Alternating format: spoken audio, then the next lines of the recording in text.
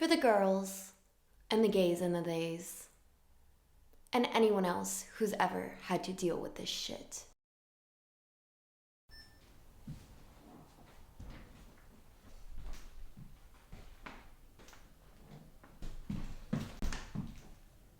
Little bitch boy.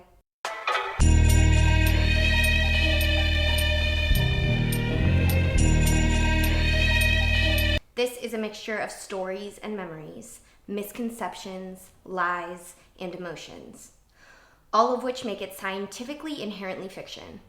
And like most worthwhile fiction, it's in hopes of shedding some light on the truth.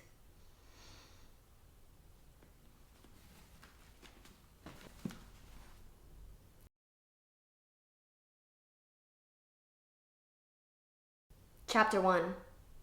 The Picnic, with a capital P. My friend invited me to the picnic, with a capital P. It wasn't her picnic, and she wasn't really a friend. Sort of an acquaintance, but a little more than that. I don't really know how to have casual relationships. Either you know every detail of the inner workings of my entire thought process, or there's an impenetrable wall around me that keeps you tightly out. Not much in between. I'm working on it. But also, I'm not. Small circles, am I right? But I had recently let go of a lot of people whom I'd started to feel queasy around, and I was feeling light. And I don't know, ready to branch out. So I took her up on the offer. It was a warm Saturday in late July, and there were many picnics happening at this particular park, so I texted my friend to see which one was ours. She let me know that she had just left to go to the bathroom, which was a 15-minute trip away, but that the picnic, with a capital P, was under a big blue umbrella next to a tree. A little nervous, because I'm shy, even though you'd never know it, I spotted a crowd of 15 or so beautiful young people under a big blue umbrella next to a tree and mustered up the courage to approach.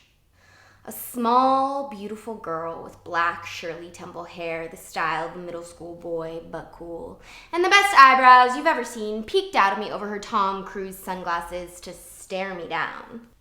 Do I know you?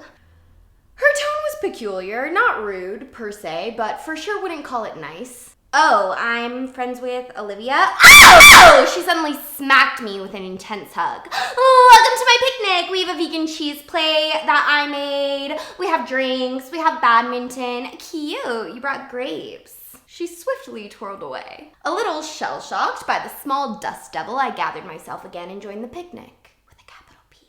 I sat at an open spot around the cheese plate and put down my grapes. To my left was a girl with magic blue eyes and a pretty auburn bob who felt like Winona in the 90s. To my right was a boy. He was hunched over, intently picking at the grass near his ankles. He had on dark sunglasses and hair that swooped down like a waterfall over his eyes, covering his face. I introduced myself to them and probably some other people, but for some reason the boy's presence filled up my brain. This kid feels so familiar, I thought to myself, and at that exact moment he looked up at me. Have we met before? So weird, I was just thinking the same thing. Really? Yeah, I don't know though. Let me see your face. He took off his glasses and used all 10 fingers to push back his locks like he was Leo or something. Then looked me in the eye. His were light gray, with dark circles underneath, and a deep familiarity I still couldn't place. He looked like a tired old man and a sweet little boy all at once, while serving a sprinkle of fuckboy realness for flavor. I don't know. I stared at him longer than something inside said, "Do you know Liliana?" Liliana and Abel? Yeah, Abel's my best friend. That's weird that I guessed that. Maybe Instagram or something. I don't have Instagram. Oh. Bizarre then. Yeah, I don't know Abel, but we have the same manager. Oh, nice. He's in town right now. Yeah, they both are, right? Yeah. He said it like it sucked. Oh. Is that bad? I don't know. It just means he's always with her. Oh. Why is that bad? No, I like Lil. They're just always speaking French and shit. I feel left out. I couldn't help but giggle at the sweetness of that. We kept chatting until the Shirley girl came back and sat between us, where before her vibe teetered between distrust and the most super duper picnic host of all time, now she shifted sharply to a disdain wrapped in nicety. It felt as though maybe I had offended her in some way. When I saw the look she sold the boy, I realized I had inadvertently challenged her prey, so I casually cleared the air. Yeah, my boyfriend lives in Ireland. Oh, you have a boyfriend? Yeah. So, what is that, like long distance? Yeah, only some of the time. He works on a show, so he's there for 7 months, but it's almost over. He'll be back in August. Oh. That's crazy. I suppose. I just couldn't do that. No? I kind of like it. I like the freedom. Do you guys talk every day? No. We used to, but it's too much. It's an 8-hour time difference. Makes it pretty tough. When he's getting off work, I'm in the middle of my day.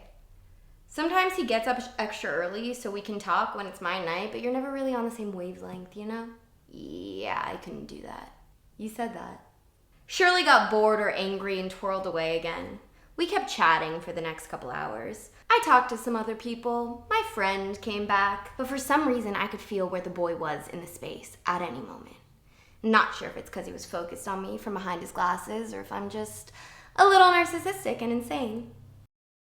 The sun moved across the sky and the day started to fade.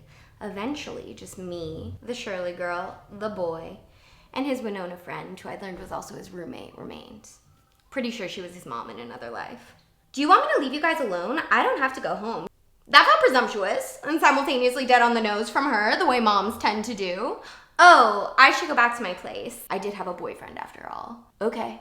But we should be friends. I said it with a smile and a giddiness I didn't notice and handed him my phone to put his number inside. I texted him my name with a smiley face at the end. I gave Winona a warm hug and Shirley a strained one and got in my car and left. When I got home, my phone lit up with a text. From the boy. A tongue emoji. I smiled to myself and thought, stupid, with a lie.